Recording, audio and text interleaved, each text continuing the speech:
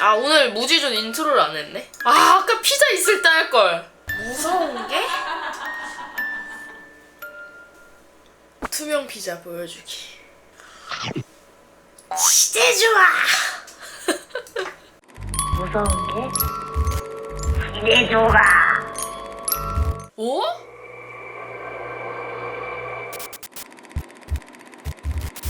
안녕하세요. 저는 간호사입니다. 고등학생일 줄 알고 안녕하세요로 시작했다가 저는 간호사입니다. 와, 병원썰 완전 기대돼. 처음 제가 다녔던 병동은 신경과 통합 서비스 병동으로 소아 환자는 없고 주로 어르신들이나 치매 환자분들, 뇌경색 환자분들이 많이 계셨습니다.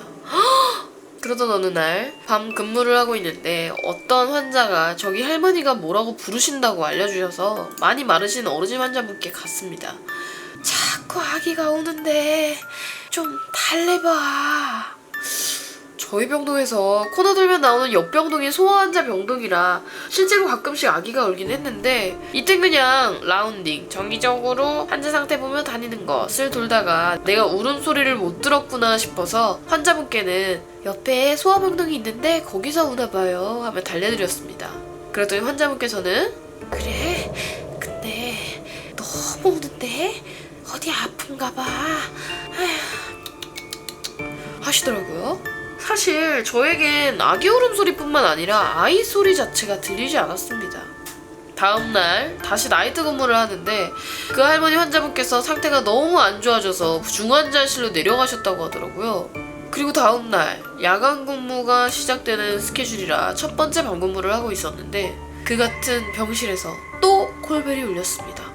환자분께 가서 무슨 일이시냐고 물으니 평소 낮에는 저희 협조도 잘해주시고 굉장히 인자하셨던 할머니 환자분이 아기가 너무 울어서 잠을 못 자겠어 라고 하셨습니다. 일단은 인자하신 할머니랑 이야기도 나누며 진정시키고 별 이벤트 없이 그날 야간 근무는 끝이 났습니다. 그리고 다음날 야간 근무 때 그 인자하신 할머니가 또 콜벨을 누르시더니 저기 아기가 있는데 어제 울던 애인가?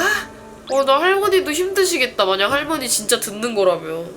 그날 낮에 인자하신 할머니께서 수액도 혼자 막 빼시고 자꾸 침대 밖으로 나오시려고 해서 억제대를 하고 계신 상태로 손에 콜벨을 쥐어드렸다고 전 근무자가 인계를 넘긴 상태였습니다. 그날 밤에는 계속 할머니가 콜벨 누르시면서 이리 와 아가 이리 와봐 하셔서 살짝 무서워지면서 근무를 끝냈습니다.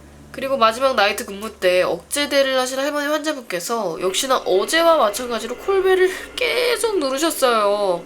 오늘 나이트 근무도 만만치 않겠다라고 생각하면서 가보니 어제보다 상태가 좀 더 안 좋았습니다. 저기에 자꾸 검은 사람들이 있어. 저 사람들 좀 가라 그래.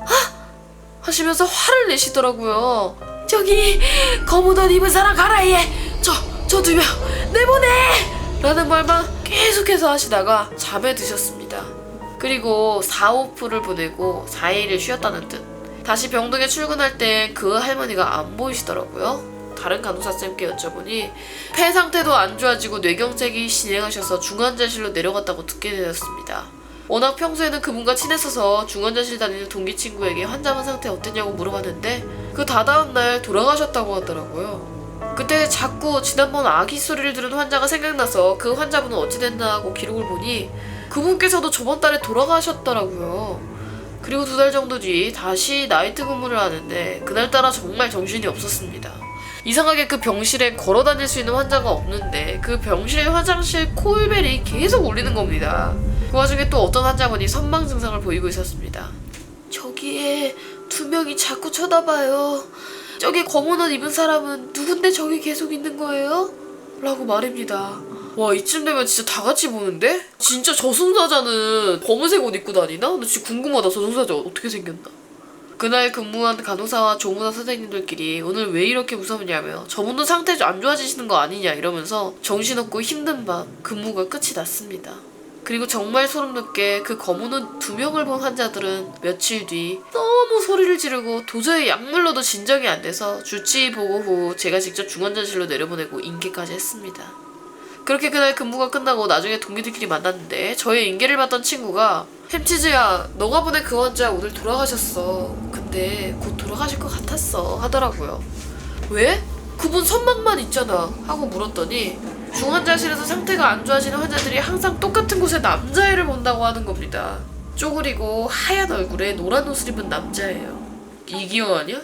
환자분들이 말하는 인상착의는 매번 똑같았대요. 그래서 중환자실에서는 중환자실 귀신이라고 말한다고 하고 그 귀신을 보는 환자는 대개 사망한 환자들이었대요. 우리 이렇게 하도록 하자. 저승사자가 눈에 보인다 하면은 죽기 전에 아이패드로 그거 그리고 가. 몇 날 며칠을 보셨는데 할머니가 거의 일주일 넘는 날 동안 맨날 보셨잖아요? 그 정도면 충분히 크로키 가능하거든요. 동작 같은 게 있으면 동작 크로키로 쭈그려 앉은 버전, 일어난 버전, 그러니까 모두의 궁금증을 대신 풀어주도록 해요. 약속. 저승사자 커미션. 시간 좀 더 남으면은 모해화도 좀 해주고 좀 잘생긴 버전으로도 해주세요. 궁금해 죽겠어. 어떻게 생겼는지. 입술이 진짜 검정색인지 아니면은 도깨비에 나오는 이동욱식처럼 잘생겼는지. 특히 그림 잘 그리시는 분들은 꼭 트위터에 올리고 가주세요. 네. 이 일은 지난 겨울 친구들과 베트남 여행을 갔을 때 이야기입니다. 그날은 나트랑 시내에 있는 호텔에서 4번째 밤을 맞는 저녁이었습니다. 친구들과 저는 호텔 루프탑에서 물놀이를 하고 있다가 먼저 들어가 씻을 순서를 가위바위보로 정하고 20분 간격으로 한 명씩 들어가 씻기로 했습니다. 저는 따뜻한 날씨와 오랜만에 친구들과 놀러온 것이 너무 좋아서 가장 마지막에 씻기로 결정을 하고 친구들을 하나 둘씩 보냈습니다. 마지막 친구가 가고 20분이 지나자 어느새 하늘은 깜깜해졌습니다. 저는 수건을 두르고 짐을 챙겨서 엘리베이터를 타러 갔습니다. 루프탑은 40층이었는데 40층을 오가려면 저희 객실에서 1층으로 간 다음 40층을 가는 엘리베이터를 타야 해서 저는 한쪽에 있는 엘리베이터를 타고 1층으로 내려왔습니다. 다시 객실로 올라가기 위해 옆에 있는 엘리베이터를 기다리는데 5살 정도로 보이는 어린아이가 제 옆으로 걸어와 저를 많이 쳐다보기 시작했습니다. 처음에는 신경 쓰지 않았는데 아이가 갑자기 제 손을 잡고 제가 기다리던 엘리베이터가 아닌 반대편 다른 엘리베이터로 끌고 가는 겁니다. 왜?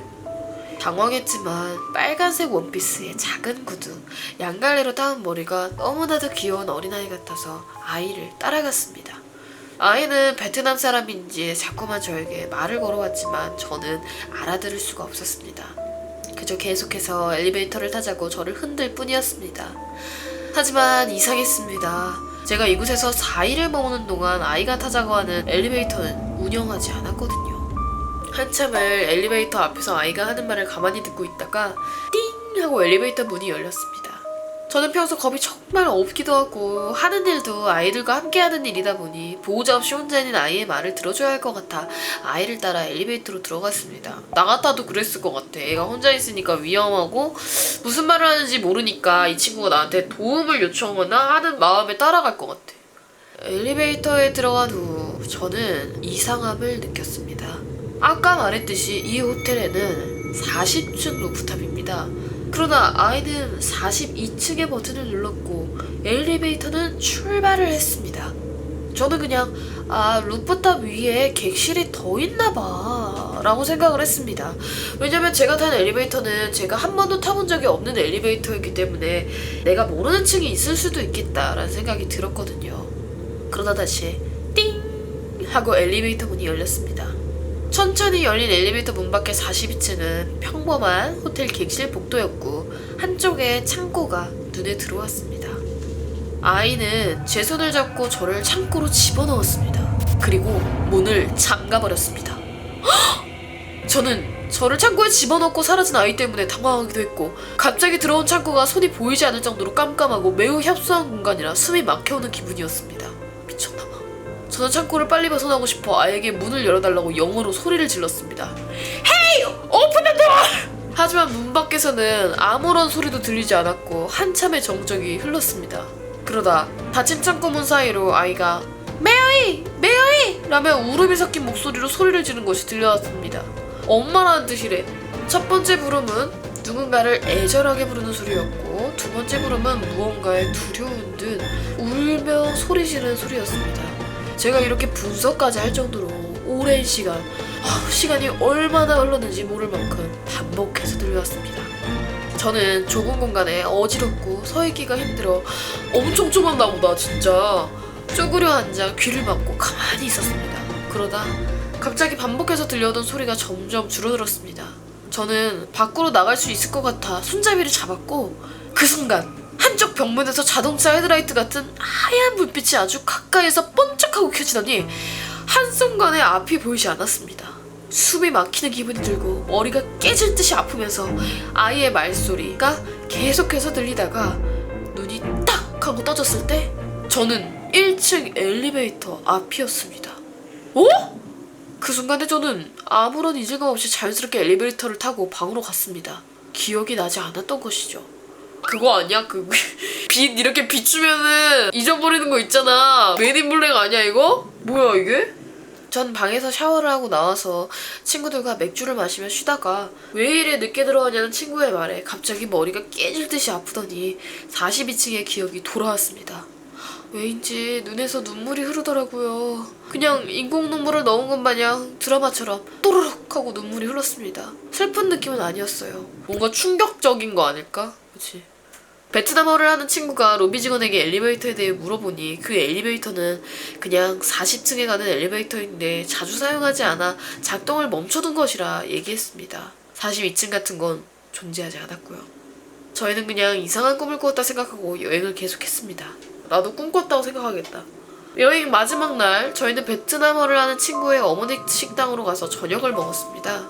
어머니께서 베트남에 사신대요. 친구들과 10일간의 여행에 대해 이야기를 하다 보니 자연스럽게 42층 이야기가 나왔습니다. 친구들이랑 저녁을 먹으며 단순한 해프닝 정도로 이야기를 하는데 친구 어머니가 갑자기 표정이 확 굳어지더니 42층에 대해 물으셨습니다. 저는 제가 겪은 일들을 전부 말씀드렸고 어머니께서는 제가 겪은 일에 관련된 이야기를 해주셨습니다. 너무 기대된다. 약 10년 전 제가 묵은 호텔에 한 사람이 5살 정도의 아이를 버리고 갔다고 합니다. 복잡하고 사람이 많은 호텔에 혼자 남은 아이는 늦은 저녁까지 로비에 혼자 앉아있다가 엄마를 찾으러 밖으로 나왔고 호텔 앞에 도로를 건너다 스쿠터에 치여 죽었다고 합니다. 베트남 시내 특성상 저녁 시간에도 신호등이 없는 도로에는 많은 스쿠터들이 빠르게 다니고 있었다고 해요. 호텔 CCTV에 찍힌 아이의 엄마는 검정색 원피스에 긴 머리를 하고 있었다고 하는데 그때 저는 검정색 원피스에 수영복에 긴 머리를 하고 있었거든요. 그래서 계속 엄마를 외치며 울었구나 아기가. 지금까지도 늦은 밤이 되면 가끔씩 아이의 엄마를 부르는 애절한 소리가 들려오곤 합니다. 혹시 이것이 아이가 엄마에게 주고 싶었던 벌이었을까요? 그냥 복수하려고 한 건 아닌 것 같아. 복수하려고 한 거라기보다는 엄마인 줄 알고 엄마 가지 말라고 창고에다 가둔 것 같아. 근데 막 엄마가 막 안에서 문 열어! 이러니까 막 열어주지도 못하고 그렇다고 엄마랑 같이 있지도 못하고 그러니까 그냥 계속 눈물만 난 거지. 울면서 엄마 엄마 하면서. 애기들이 무슨 복수를 하려고 했겠어. 우선 이야기는 6년 전 친구와 함께 겪었던 제 실화입니다. 잼민이도 아닌 개초등이던 저 햄치즈. 가장 좋아하던 만화 개구리 중사 키르로 오프닝을 열창하고 박자에 맞춰 신발 주머니를 휘두르며 하교를 하고 있었어요. 내 동년배다. 신발 주머니 박자에 맞춰서 휘두르는 거는 이거 완전 내 동년배. 치즈야, 햄치즈! 누군가 절 불러 세우더라고요. 뒤돌아보니 같은 반 친구의 할머니셨습니다. 다시 더빙할게요. 치즈야, 햄치즈! 이 친구를 부르기 편하게 A라고 하겠습니다. 할머니께서 제 머리를 쓰다듬어 주시고는 왜 요즘 집에 안 놀러오냐? 응? A랑 싸우기라도 했어? 라고 부르시며 집에 놀러오라고 하셨습니다. 아유, 인심 좋으시네. 근데 정말 A랑 싸웠던지라 놀러가고 싶지가 않았어요. 진짜 싸웠네요. 어른들에게 착한 아이로 알려졌던 저는 친구와 싸웠다고 말하기가 좀 그랬기 때문에 요즘 학원 다니느라 못 갔어요. 숙제가 있었거든요. A랑은 시간이 안 맞았을 뿐이에요. 라고 변명을 했지만 할머니께서 계속 집에 놀러와. 응? 집에 한번 놀러와. 어른들의 말을 거절하지 못했던 전 끈질긴 할머님의 권유에 결국 네 할머니 꼭 놀러 갈게요 하고 대답하자마자 꿈에서 깼어요. 에이? 꿈이었구나. 꿈에서 깬 후에는 좀 멍하더라고요. 예지몽을 되게 자주 꾸는 편인데 이것도 예지몽이야? 현재나 미래 시점이 아닌 과거 시점에서 나온 것도 그렇고 할머니께서는 당시 6년 전에 돌아가셨는데 진짜? 이건 또 뭔 일인가 하며 해몽을 하려 해도 잘 모르겠었어요. 그리고 그날 갑자기 친구 A에게 전화가 왔습니다. 발신자 표시를 보고 이 자식이 왜 나한테 전화를 하지? 싶었죠. 얼마나 뒤끝이 오래가면 아직도 A와 싸우고 얼마인데 A는 군대에 가게 됐고 화해도 못하고 어영부영 절교한 사이가 되어 연락을 안 한 지 3년이 지났는데 갑자기 연락이 온 거라 받을까 말까 하다가 꿈도 그렇고 삐진 것도 어느 정도 풀린 상태라 전화도 안 받는 건 아니지 싶어서 일단 받긴 받았습니다. A는 자신의 누나가 사정이 생겨 급하게 결혼을 결정하게 되었는데 이 결혼식 준비를 좀 도와줄 수 있냐는 거였습니다. 얼마나 친구가 없으면 싸운 친구한테 그걸 도와달라 그래? 아마 다른 친구 커플이 어린 나이에 속도 위반으로 급하게 결혼하게 되었을 때 제가 좀 도와줬다는 걸 친구들에게 전해 들었었나 봅니다. 미친 새끼 싸우고 진짜 3년 만에 사과도 없이 지 도와달라고 하는 게 정말 싸가지가 없었지만 그래도 옛날에 서로 가족끼리도 잘 알고 지냈었고 어렸을 적 A의 누나는 자신은 남동생보다 여동생을 가지고 싶었다면서 저를 굉장히 예뻐해 주시고 챙겨주셨었죠. 거기다 결혼을 빨리 서두르는 이유를 듣고서 그래 이놈 결혼식도 아니고 언니 결혼식인데 이래서 꿈의 할머니께서 오셔서 집에 놀러오라고 하셨구나 나름 납득하며 도와주기로 했습니다. 그러다 결혼식을 2달 정도 남겨놓고 또 꿈을 꾸었습니다. 장소는 A네 집이었었고 저랑 A 그리고 A의 할머니가 계셨는데 할머니께서 저를 너무나도 반갑게 맞아주셨어요. 부담스러울 정도요. 그런데 이상하게도 A의 집 문이 활짝 열려있었고 할머니께서 문 밖을 보시더니 손님이 오신다! 라는 거였습니다. 근데 문 밖에는 아무도 없었어요. A는 저에게 너는 사람이 보이니? 라고 물었고 저는 아무도 안 보였지만 문 밖에 저 멀리 골목에 뭐 사람이 있는 것 같은데? 라고 느껴졌습니다. 숨어있거나 어딘가에 가려져 있는 것이 아니라 투명인간처럼 보이진 않지만 남자 3명이 있다는 걸 알았죠. 할머니께서 손님이 오셨는데 대접을 해야 한다며 A에게 막걸리라도 사오라고 하셨고 조그만 술상을 차리시더라고요. 손님을 잘 대접해드려야 한다며 술상을 들고 골목으로 나가셨습니다. 그러시곤 잔에 술을 따르시고 접시를 당겨 이것도 드셔보라 하고 정말 손님을 대접하시는 듯 했어요. A는 우리 할머니지 저기서 혼자 뭐 하시는 거지? 꿈인데 되게 리얼하다 하면 당황해야 하더군요. 아마 A는 기척조차도 느껴지지 않는 듯해 보이진 않지만 남자가 3명이 있고 그분들을 대접하고 있는 것 같다라고 제가 알려줬죠. 그러고 꿈에서 깼습니다. 근데 정말 이게 뭔 꿈인가 하다가 며칠 별일이 없어서 그냥 개꿈인가 싶었습니다. 개꿈이라기엔 할머니가 2번씩이나 나오는 게 조금 수상한데. 그러다 8, 9일 정도 지난 뒤 A가 요즘 자신의 꿈에 계속 할머니가 나오신다는 겁니다. 얘기해봐, 대조해봐.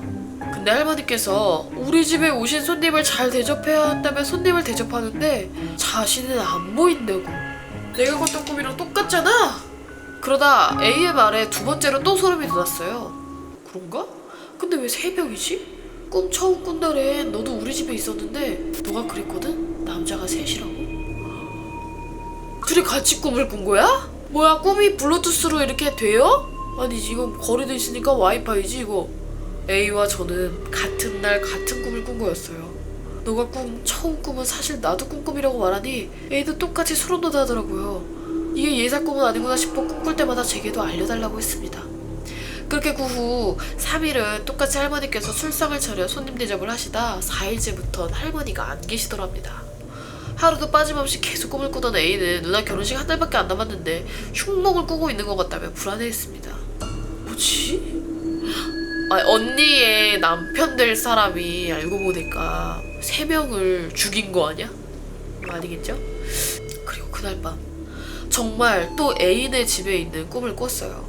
문은 활짝 열려있고 문 밖엔 보이지 않는 남자 3명이 있었죠. 모든 게 처음과 똑같은 환경 속에서 2가지가 달라져 있었습니다.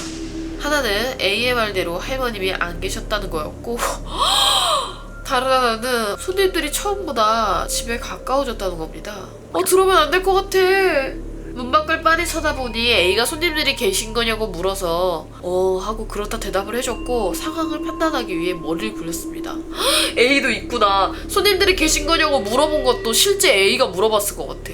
둘이 꿈이 이어지고 있는 것 같아 지금도. 그지? A 집 손님이다. 이 집에 용무가 있다. 그러니 이쪽으로 오고 있다. 할머니께서 손님이라 하셨지만 집으로 데려오는 게 아닌 할머니께서 나가셨다. 손님들의 용무가 이 집에 좋은 일은 아닐 것이고 집에 들여서는 안 된다. 그럼에도 할머니 손님이라 칭하셨고 대접했다. 이 남자들을 푸대접하거나 함부로 내쫓아서는 안 되거나 쫓아낼 수가 없다.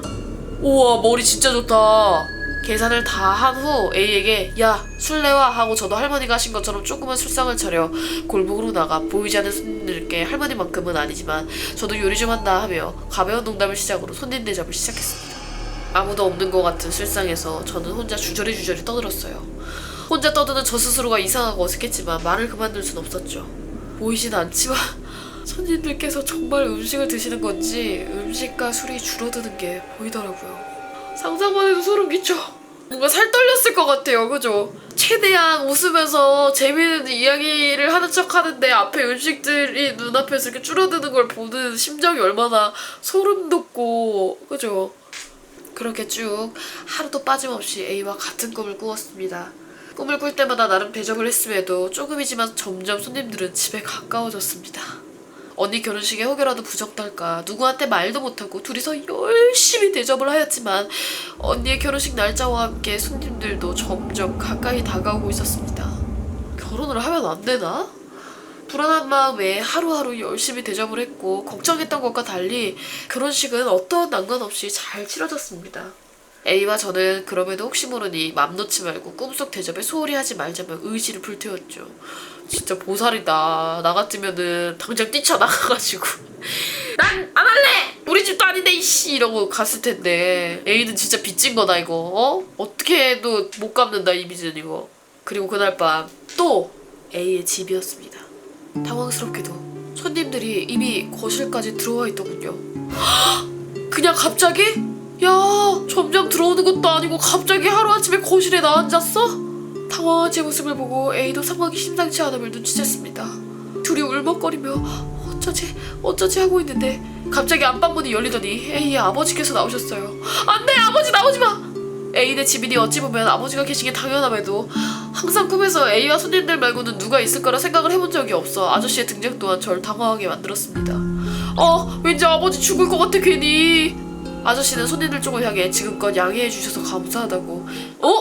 아버지까지? 이거 아버지 꿈이랑도 같이 공유되는 거야 그럼 이번에는? 일 방해에 죄송하다고 마지막으로 정말 크게 대접하시겠다 하시며 저희에게도 사과와 감사 인사를 드리라고 하셨습니다. 아버지까지 여기 엮였어? 뭐야? 아버지께서는 마당에 작은 천막과 텐트, 웁집 같은 거를 만드셨고 손님들을 그 안으로 모셨어요. 이번 손님 대접은 간단한 술상이 아니라 잔치상 차리듯 상다리 부러지게 호화롭고 푸짐하게 차려져 그 안에 들어갔고 문이 닫혔습니다. 아버지 혼자서 상대하시려나 보다. 그리고 조금 뒤 정말 누군가 그 안에서 음식을 먹고 마시며 떠드는 듯한 소리가 들리고 그림자 같은 실루엣까지 보이더라고요. 그렇게 A와의 손님 대접 꿈은 이게 마지막이었습니다. 그리고 다음날 아저씨께서 돌아가셨습니다. 아버지를 데려가려 하신 건가? 위암 말기로 투병 중이셨던 아저씨께서 병원에서도 사실 더 이상의 치료가 의미 없을 것 같다는 진단을 받으시고 딸과 손을 잡고 버진로드를 걷길 원하셨고 그걸 이뤄드리기 위해 언니는 결혼식을 서둘렀던 거였거든요. 그런 거였구나. 그럼 진짜 아버지도 꿈을 꾸셨겠다. 투병 중이신 와중에 계속 꾸셨겠다. 같이 공유했을 것 같아. 아마 딸을 끔찍이 사랑하신 딸바보 아저씨가 마지막으로 딸을 위해 열심히 노력하셨던 거겠죠. 그리고 그런 아들의 소원을 들어주시려고 할머니께서 시간을 볼 수 있게 손자에게 살짝 힌트를 주신 게 아닐까 싶습니다. 그리고 나중에 지인의 장례식장에서 본 사자밥이랑 영화 신과 함께 보고 특이하다 싶어 찾아봤는데 우리나라 전통 저승사자는 3명이 같이 다닌다 하더라고요. 그래서 그때 그 사람들이 정말 저승사자였구나 하고 심증이 확신이 되었어요. 야, 그러면은 병동에서 검은 옷 입은 사람 2명을 꼭 봤다는 얘기는 뭐야? 1명 어디다 두고 온 거야? 야, 오늘 썰들은 되게 무섭다기보다는 마음이 이렇게 찡해지냐, 그치? 한 명 화장실 갔대? 아, 그럴 수 있지. 어? 야, 제목만 봐도 소름 끼쳐. 내가 소름 끼치는데? 안녕하세요. 갓기 중1 애기 햄치즈예요. 저는 가끔씩 치커니 생방송이랑 제 샤워 시간이랑 겹칠 때가 있어요. 그래서 샤워하는 김에 폰도 들고 가서 봐야겠다 해서 폰을 세면대 위 선반에 놔두고 샤워를 하며 생방을 보는 편입니다. 그날도 샤워를 하면서 생방송을 야무지게 보고 끝나지 않은 작업에 집중하며 노트북 키보드를 탁탁탁탁탁 치며 노가다를 하던 날이었어요. 사실 게임. 근데 그날따라 잠이 지독하게 엄청 오는 거예요. 그래서 조금만 하며 어찌저찌 버티면서 하던 작업을 마무리하다 못해 의자에 앉아있는 채로 그대로 잠에 들었어요. 근데 꿈속에서도 제가 화장실에서 샤워를 하고 있었어요. 그래서 평소 하는 듯이 직권 생방송을 보며 꼼꼼히 씻고 샴푸를 헹구는 순간 갑자기 귀 가까이서 지커님 목소리가 들려왔어요. 그래서 볼륨 좀 줄여야지 하고 물을 끄고 핸드폰을 향해 손을 뻗은 순간 갑자기 생방이 로딩이 걸리더만 폰이 확 하고 꺼지는 거예요. 그런데 폰은 꺼졌는데 계속 귀 옆에서 크게 지커님 목소리가 들리는 거예요. 오히려 좋아? 완전 성덕 아닙니까? 그래서 눈동자를 굴려 옆을 봤는데 주의. 와, 그림 왜 이렇게 잘 그려? 이 썩었네, 썩었어. 빨리 저기 가요. 치과 스케일링 좀 하셔야겠네. 머리 길고 입 큰 귀신이 치커님 모습을 따라하면서 평소 치커님이 치즈들을 대하는 말투로 아, 여러분 진짜 골 때려요. 아, 개웃겨. 그리고 등등 진짜 그 말투 그대로 저에게 속삭이더라고요. 더빙하기가 참 쉽네요. 제 목소리랑. 그냥 읽으면 되니까. 그런데 제가 점점 그 귀신을 오래 바라보자 귀신 그대로의 목소리가 점점 드러나더군요. 그래서 당장 샤워기를 집어들고 그 귀신을 향해 휘둘렀습니다. 무슨 벌레 잡듯이. 화장실에서 뭐 튀어나오면 샤워기로 흘러내리는 거 국룰. 그리고 그 순간 잠에서 깼습니다. 몇 주일 뒤 저는 그 꿈을 잊은 채로 잘 살아가고 있었는데요. 히히, 진짜 잊고 살고 있네요. 아, 귀여워. 그리고 저번에 난 왼쪽 눈썹 위 여드름이 생각나서 거울을 집어들고 눈썹 위를 확인해봤는데 또다시 꿈에서 봤던 귀신이 창문에 거꾸로 매달려 저를 보고 있더라고요. 그래서 당장 거울을 집어던지고 뒤돌아 확인을 했는데 창문에 무슨 검은색 얼룩이 있더라고요. 밖은 밤이라 깜깜해서 아무것도 안 보였는데 그 얼룩만 선명히 보이더군요. 그리고 이젠 잘 살아가고 있습니다. 얼룩은 아무리 해도 안 지워지자 결국 청소업체를 불러 어찌저찌 지웠습니다. 오, 청소업체 최고. 귀신의 흔적까지 지워버리는 청소업체 최고예요. 정보 알려줘야 되는 거 아닙니까? 이거? 때는 초등학교 저학년. 정말 순수하던 시절이었습니다. 그날은 친구와 마트에서 뽕따를 사서 까먹으며 놀이터를 향해 가고 있었습니다. 그런데 이쿠, 제가 마트에서 또 살 게 있더라고요. 그래서 야, 나 마트에서 뭐 살 거 있었다. 먼저 놀이터 가 있어 라고 친구에게 말하고는 마트를 향해 랄라라 라라라 거리며 뛰어갔죠. 한 5분쯤 지났을까? 마트에서 살 걸 다 사고 나온 저는 친구가 기다릴 것을 생각하며 서둘러 놀이터로 향했습니다. 그런데 놀이터에 친구 녀석은 없고 어떤 아저씨가 반쯤 사라진 뽕따를 들고 벤치에 혼자 앉아있더라고요. 그런데 그 아저씨가 살짝 이상했습니다. 푸른 체크 셔츠에 매치되지 않는 바지, 정리되지 않은 머리카락과 맹하게 죽어있는 눈동자. 심지어 그 놀이터에는 저와 아저씨뿐이었습니다. 그 상황이 불쾌했던 저는 아저씨와 그 상황이 불쾌했대. 아저씨 그냥 앉아서 뽕 따먹고 있었는데 그 상황이 불쾌했던 저는 아저씨와 멀찍이 떨어진 벤치에 앉아 뽕따를 아주 그냥 맛나게 쪽쪽 빨고 있었습니다. 그런데 말이죠. 어디에서 시선이 느껴져 주변을 두리번거리다 아저씨 쪽을 보게 되었는데 보면 안 됐습니다. 아니, 봐야 했던 걸까요? 그 아저씨는 무려 뽕따를 먹는 저를 바라보고 있었습니다. 엥?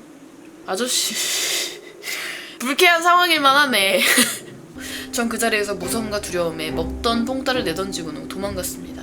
와중에 뒤를 살짝 돌아봤는데 전 그때 충격을 받고 말았습니다. 그 아저씨는 제가 먹다 던진 뽕따를 들고 입에 가져다 먹고 있었습니다. 그지야? 저는 그 모습에 뒤도 안 돌아보고 뛰어갔습니다. 얼마 정도 도망가 숨을 고르고는 다시 놀이터로 갔습니다. 그랬더니 그 아저씨는 없고 친구가 아파트에서 나오고 있었습니다. 전 그 모습에 울분이 터져 친구에게 야, 어디 갔었어? 놀이터에 있었잖아! 라고 소리를 지르며 친구를 충고하기 시작했죠. 그런데 친구의 입에서 나온 말이 정말 이상했습니다. 아니 너 기다리면서 놀이터에 있었는데 어떤 아저씨가 이상한 눈으로 따라오길래 무서워서 아이스크림도 내던지고 도망갔단 말이야. 아 그래서 친구가 던진 뽕따를 물고 계셨구나 아저씨가. 아니 그걸 왜 먹는 거야 도대체. 아 미안한데 더러운데 조금 웃겨. 그냥 가만히 앉아있었을 뿐인데 애들이 막 소리 지르면서 아! 이러고 아이스크림까지 던지고 가고 그걸 또 냠냠 먹고 있다가 또 누가 눈 마주치자마자 아! 더러워! 이러고 아이스크림 던지고 하고 또 냠냠. 맨날 저런 방식으로 뽕따를 공짜로 먹는 거 아니야? 무서운 게 지대조화는 여기서 끝. 더보기란을 누르면 팬카페가 나오거든요. 팬카페에 무서운 썰을 많이 제보해주세요. 감사합니다.